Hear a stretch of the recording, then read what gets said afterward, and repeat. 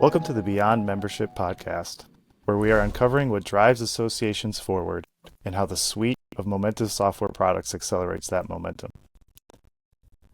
Well, here we are in 2025. Welcome back, Rob. Thank you, Jake. We all made it. So what have you been up to so far? Well, from a momentum perspective, pretty busy. The first full week of January, we had an executive retreat in Connecticut. You're probably wondering why Connecticut, because we wanted it to be cold enough so nobody would want to go outside. We wanted everybody to focus. But we had about 250 of our 1,500 staff up there.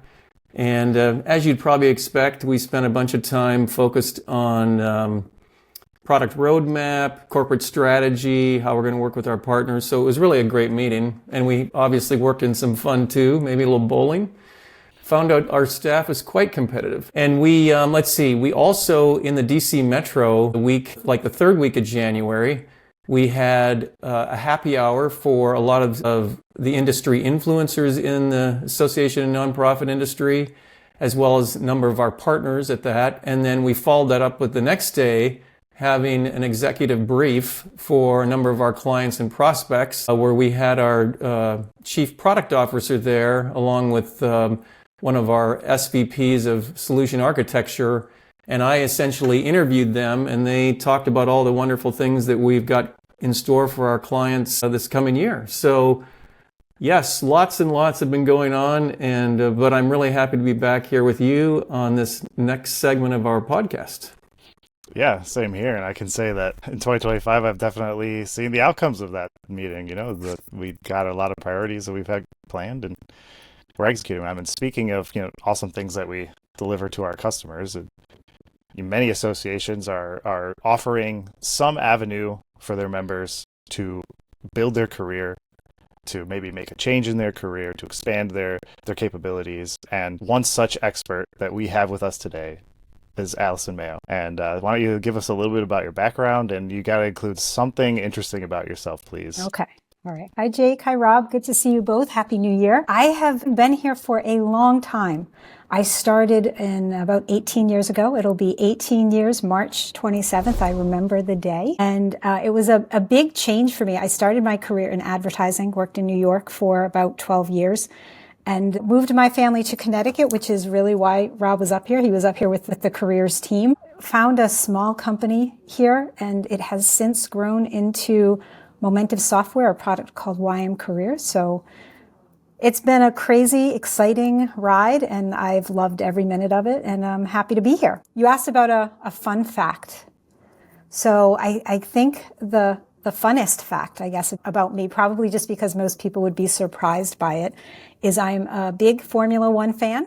I come there by way of my husband, who is from England, so he was always a big fan, would get I have 3 kids, but would get my 2 boys up in the morning and would watch with them early and would give me a few minutes to let him take care of the kids. But as I've gotten older, and we've, as a family, kind of gotten into it, so Sundays you will find the Mayo family around a TV set somewhere. We're all kind of spread out now, but watching Formula One races.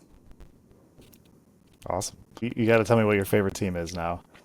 Yeah, so I personally am a Max Verstappen fan, and that would be a big, in my family, you would not find everybody agrees on that. My middle son is a huge McLaren, Lando Norris fan, so he is a big fan of his, and I think the rest of my family follows different paths as well. But those are the two. No Mercedes, no Lewis Hamilton. Yeah, it's funny too, because my husband is, as I said, he's British, but not a Mercedes fan. So I guess, although if you're a Red Bull fan, you're not always a Mercedes fan. I don't know if you watch much, but yeah. Yep, absolutely. Yeah, no, I definitely like watching, Max Verstappen is definitely very fast, fast individual. He is. But Lando Norris definitely has the best name. He does have the best name, 100%, yes. Yeah. So have you had an opportunity to perhaps go to Monte Carlo to see a race? No, not Monte Carlo. My husband and my son they went to Canada last year, to Montreal to watch that race. And how fun. Yeah, I'm hearing rumblings of one of the races in their future, so I'm sure they will. But no, I haven't been invited. I guess more something my husband and my son have done together. Well, that's great. Well, I guess maybe we should ask you something about why we're here. Yeah. Although we could talk for hours on that topic. So tell us about maybe some macroeconomic highlights as it relates to the job industry and for 2025 that, kind of plays into how, you think about the economy and in business and that kind of thing. It's been I said I've been here for 18 years and we had, in 2008 and 2009, there was a recession. We've had, slowdowns in 2015. COVID was really interesting and very transformative in terms of the jobs market, and for careers, YM careers as well. So when you think about COVID, what it did was it kind of paused, right? The hiring, people stopped. They desperately pulled back because nobody really knew what was going to happen. And it's interesting. There's a report called the JOLTS report. Perhaps we can share it later. But the JOLTS report shows this really interesting kind of change in the way that the jobs market behaved. You saw this huge decline in 2020 of just employers pulling back, not posting any jobs. And then in the years following, what happened was they were desperate to rehire those people. They were desperate to kind of get back to, normalcy is what I call it. And what we saw is this tremendous growth in the number of jobs to the point where I think it was March 2022, there were about 12.2 million jobs. So just drastic hiring. 12.2 million jobs, people then eventually kind of realized for a lot of different reasons, not the least of which was interest rates increasing for, 18 months. They couldn't continue at that pace, right? And they nor did they perhaps need to. And so then what you've seen over the past, I'd say, from mid 2022 through 2024 is just this significant decline in job postings. Again, lots of different reasons for that. But when I look at 2025, I would say that I don't see the ebbs and flows of COVID and post-COVID. I see what I call kind of that normalization. There may be pockets of growth, and certainly we need that, right? As an economy, we need to make sure that we're continuing to grow, that employers are adding jobs, that we're keeping unemployment levels low. But this year, I would say we'll see a bit of growth, probably more towards the latter half of the year. There's a lot going on at the start of this year, right? For us as a country, I think people are going to kind of watch and see. But you can feel it. I have these conversations with employers when we're working with our media sales team. They are anxious, eager to get out there and hire again. They want to see that growth, and they want to get back into the business of hiring, new staff members. Yeah. You mentioned interest rates and kind of the impact there. I would consider myself a free market enjoyer. I really like to watch like the indices and various kind of market reactions to news. I was kind of standing by, actually I think I wrote both of you a note the morning the JOLTS came out. It really wasn't that different.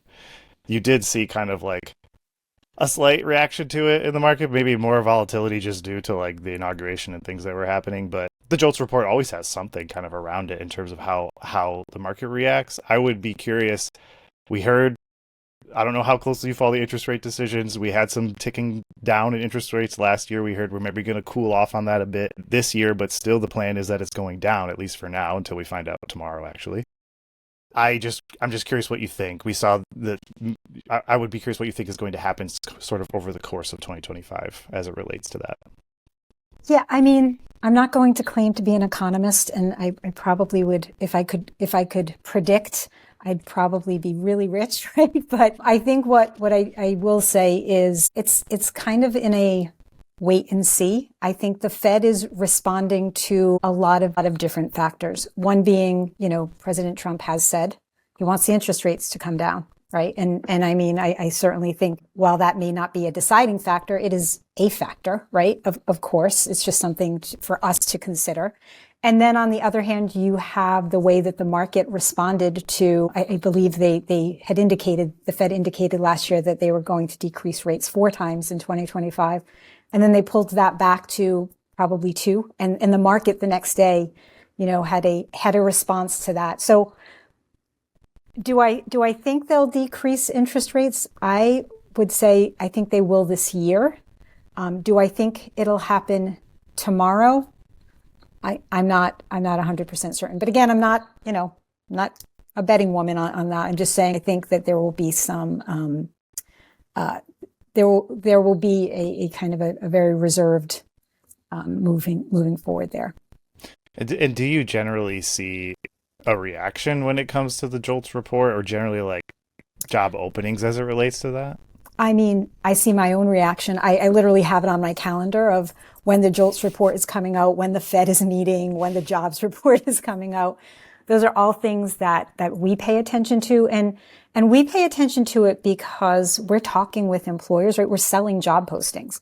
And so we want to make sure that we understand, where are the segments where we might see pockets of opportunity. Interestingly, I don't see a response the next day. Sometimes we are a month ahead, right? So sometimes what we're seeing is that last month was a really great month for us, even though like next month numbers aren't quite where we would expect them to be.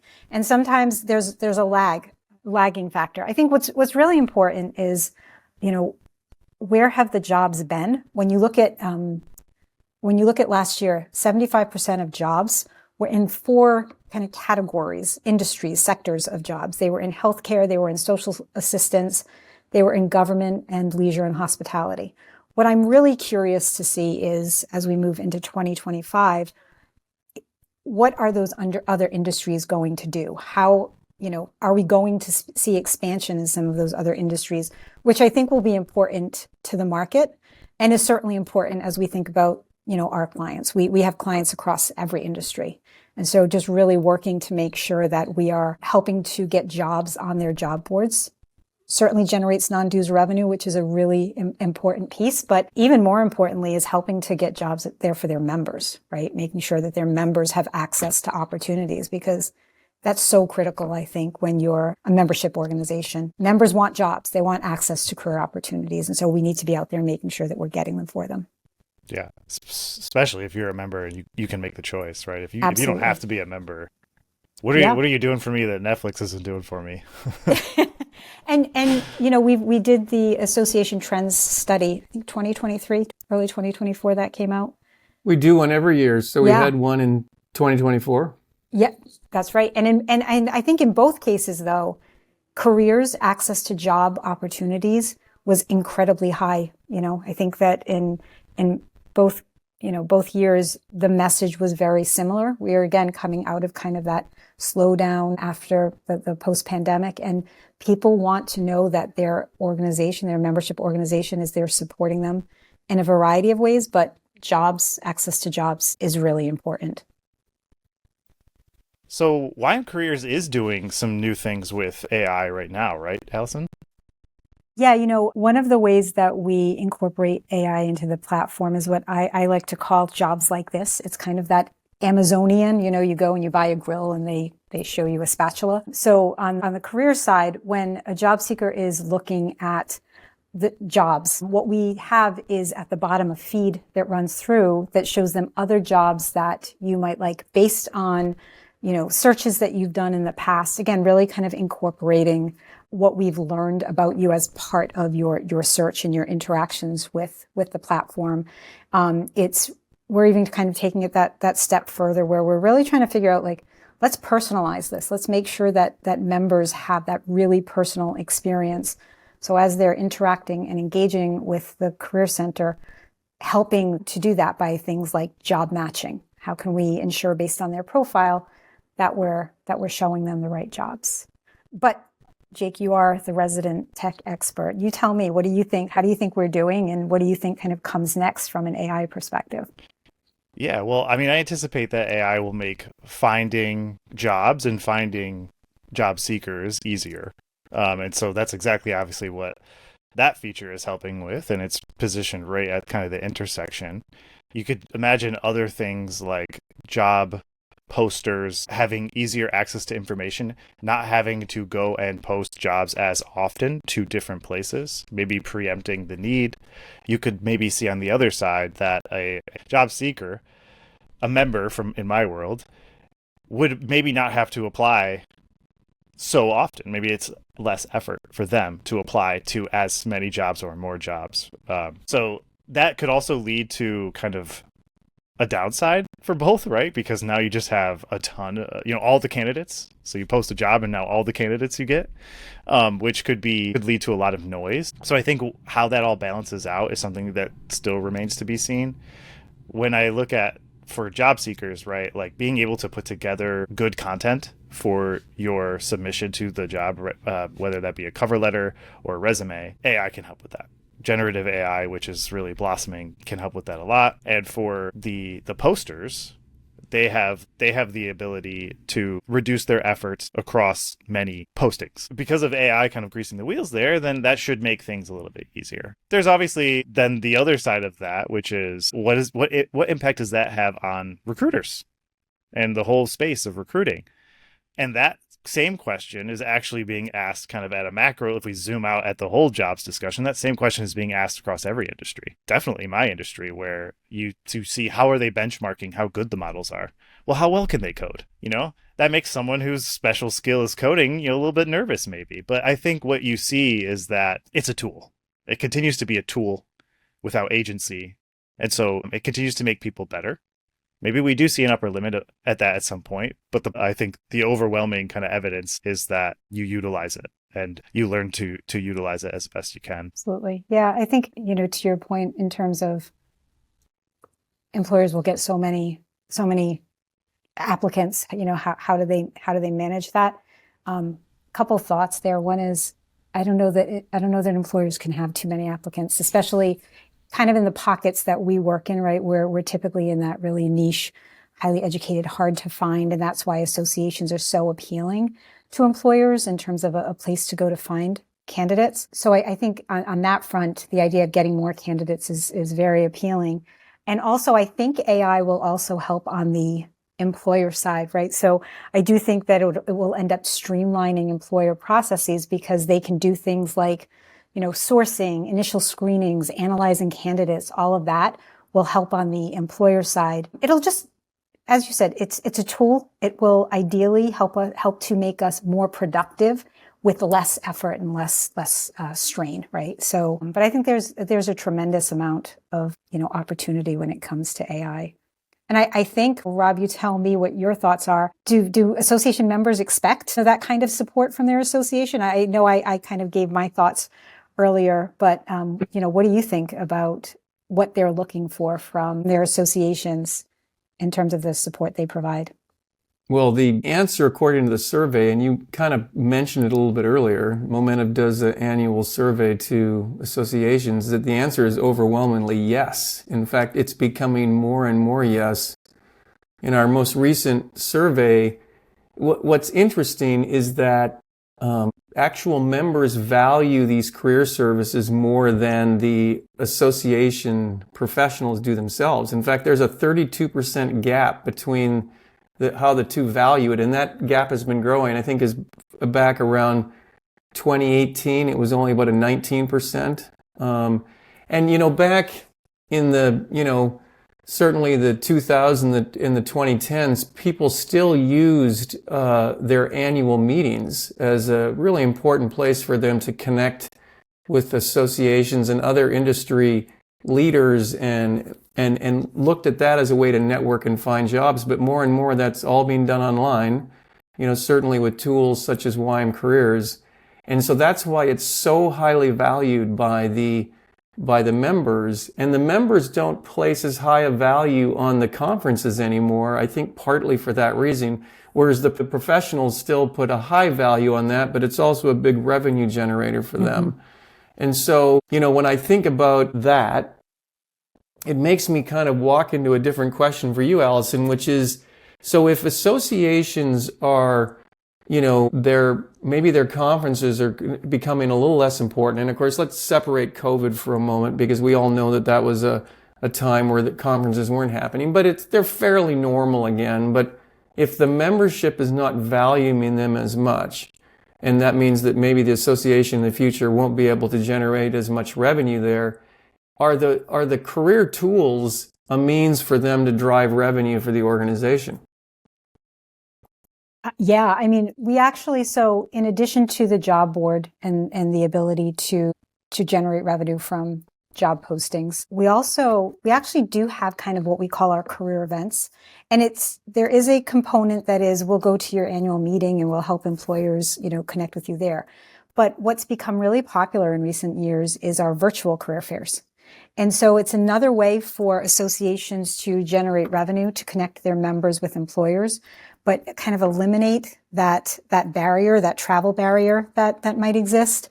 So that's one way that we do it. We also have what we call our recruitment guides. And again, it's an online guide where employers can put their brand in this guide, and it can connect them with job seekers, with members. And those are just kind of two examples of kind of outside the job board, how we can help generate revenue. But within the job board itself, I think, our biggest opportunity there is making sure that every employer understands the value that an association can bring to their hiring needs.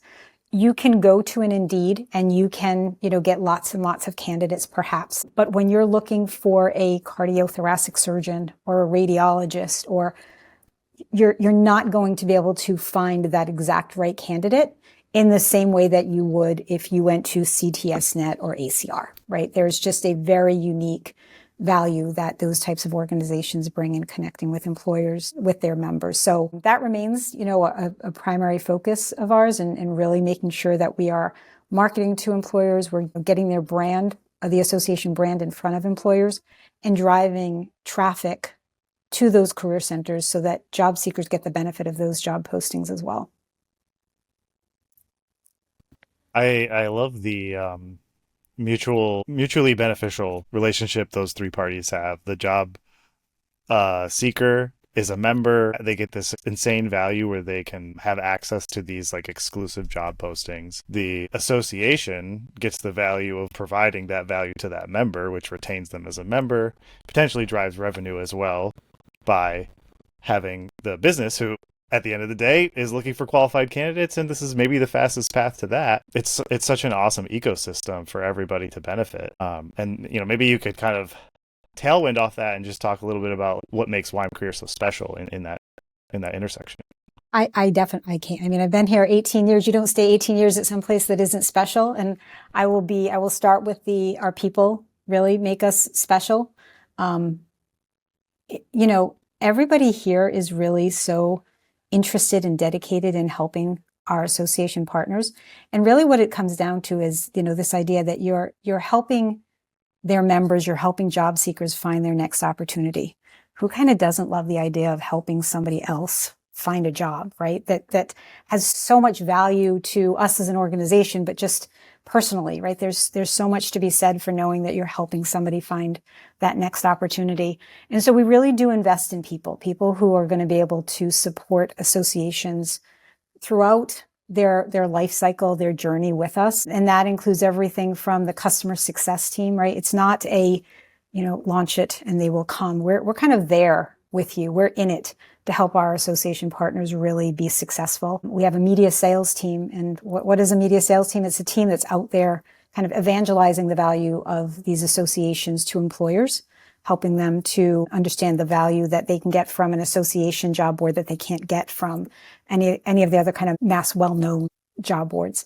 And then, we have marketing that we do. It's just this like 360 degree support of associations for their career center that I don't think is provided anywhere else. We have about 3,000 organizations that we support, of every size and, every industry. And you don't have clients that stay with you 10, 12, 15 years, because you aren't delivering and you aren't supportive. And I think our clients are really, those relationships are so important to us. So that's where we focus. So it's helping them to achieve their goals, meet their missions, and provide their members with all of the support they need as they're finding their next opportunity.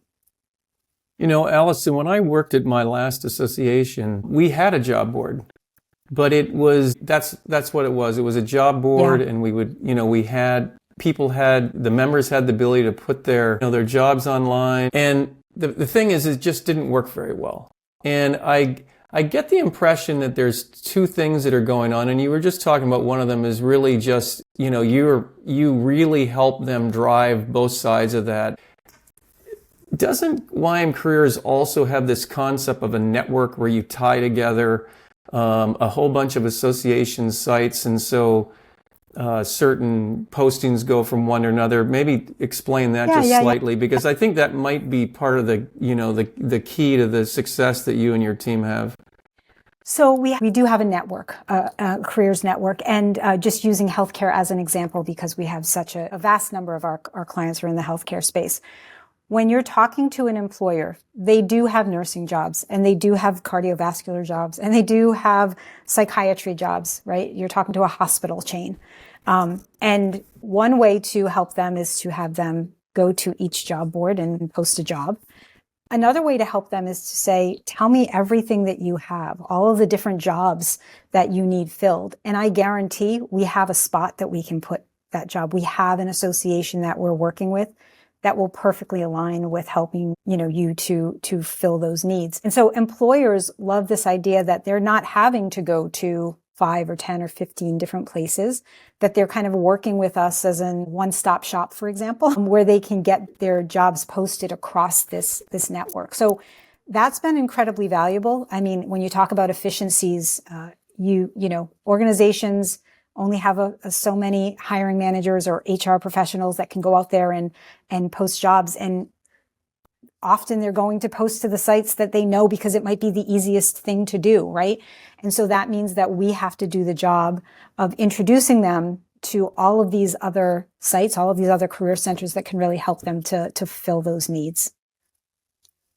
Yeah, if we'd have had that, I think it would have made such a difference. The other thing is that I have been writing recently on some of the social platforms about just younger members, Gen Y, millennials, younger members. And I'm very concerned for a lot of our associations that a lot of their members are aging out. And so they've got to find these folks a new way. And as we were talking about earlier, providing these tools that these young members care about so much.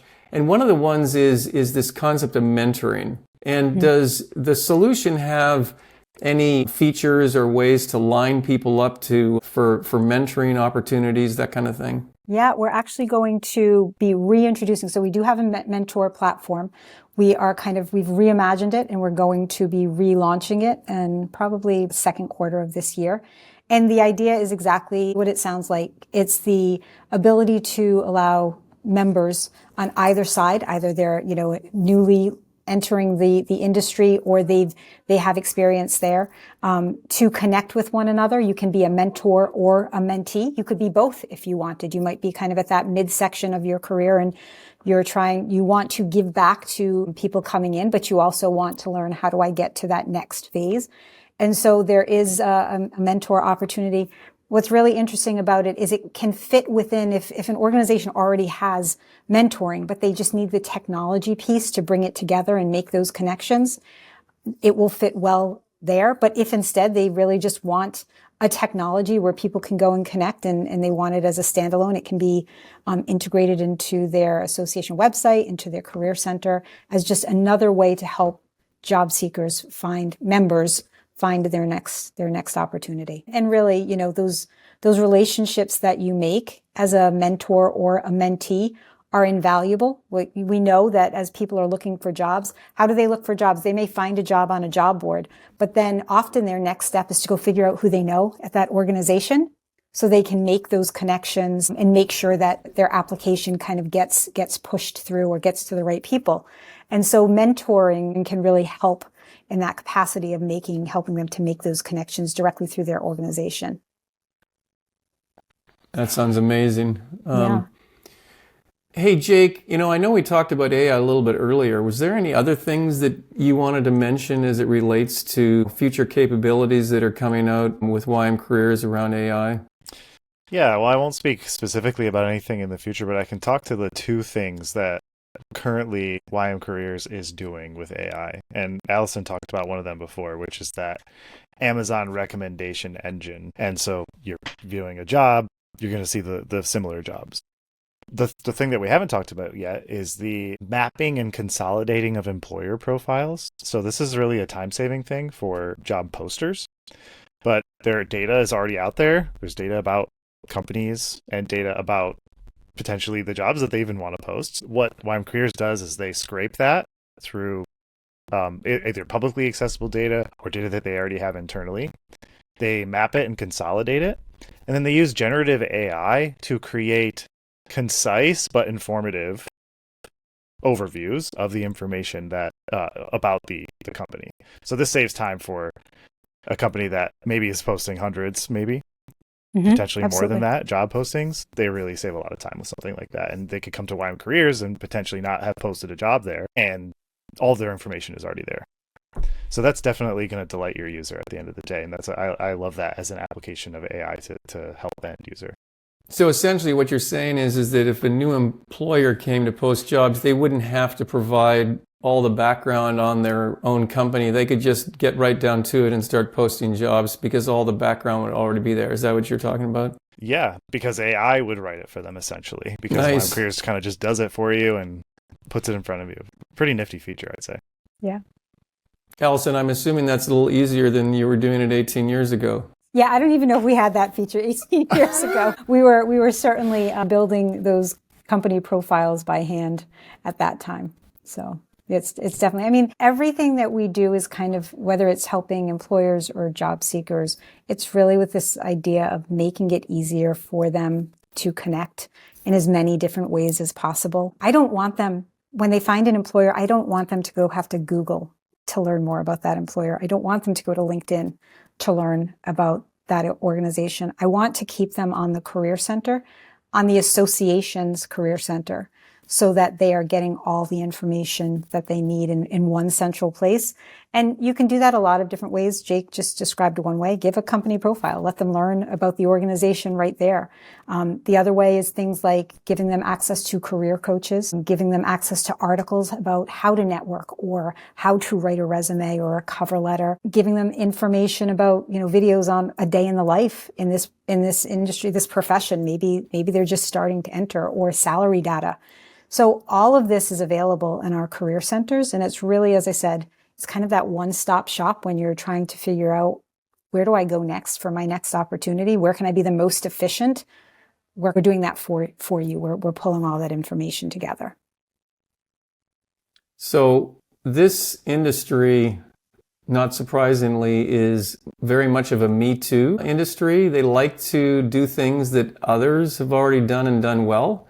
And so I imagine some of our listeners would love to hear maybe a couple stories of maybe some of your accounts that you would like to highlight. I think you mentioned ACR already, so maybe you can tell us a little bit about them and anyone else who you think would be particularly interesting.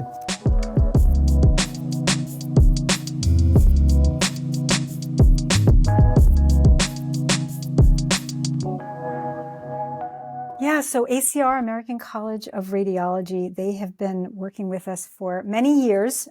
They came after I joined and have been just a really wonderful supporter of the Career Center. As their industry has grown, the demands of their members have grown, right? So, and they're there at every turn, really trying to make sure that they are providing a Career Center experience that meets the needs of their members. And they do everything with us from, we talked about the job board, obviously. They do the marketing, like a job flash, which is an email that gets sent directly to their members that includes jobs, so that they're not having to go and search for them. They're delivering them right to their inbox. They do career events. They do virtual career fairs. They do the recruitment guide, which I mentioned earlier. They are doing media sales. Our media sales team is actively supporting them. And then they do a number of other Momentive products. They use a number of our other products, one of those being Nucleus, which is, they do a career benchmark dashboard, which is one of my favorite products that we have here. I think it does a really great job of providing members with information about their industry and specifically kind of their experience with jobs in the industry. So for example, we send out a survey to members and we get information back from them on everything from salary to benefits to things that they love about their industry or things that are frustrating. And we take all of that data and we form or create a dashboard. And then members of the organization have access to all of that insightful information, really helping them to understand, as they're entering the market or as they're making their next step, they can use that to make really informed decisions. So, but again, ACR does all of that. They have our LMS, they have Nimble as their AMS. There's just so much that they do with us, and they are wonderful about taking guidance and advice and suggestions about how to kind of help their career center get to the next level and help their members really get the most out of their career center. Now, was Nucleus baked into YM Careers, or was there some integration challenges at all? So there are no integration challenges. It is a separate module, meaning that if you were to go to ACR, it actually is behind a member login. But other clients of ours, Veterinary Emergency Critical Care Society is one of them. They do a career benchmark dashboard as well, and theirs is front and center on the homepage of the Career Center, and you click in and you're able to get lots of really great information about being a vet and being in the emergency critical care sector. So again, different ways that people are implementing it, but ultimately the goal is to make sure that their members have access to really valuable, important data as they're making their next career decision. So with ACR, they put it behind the paywall, and with the veterinarians, they Correct. don't, is what you're saying. Yeah, right? exactly. It's nice to be able to have it both ways. Yeah.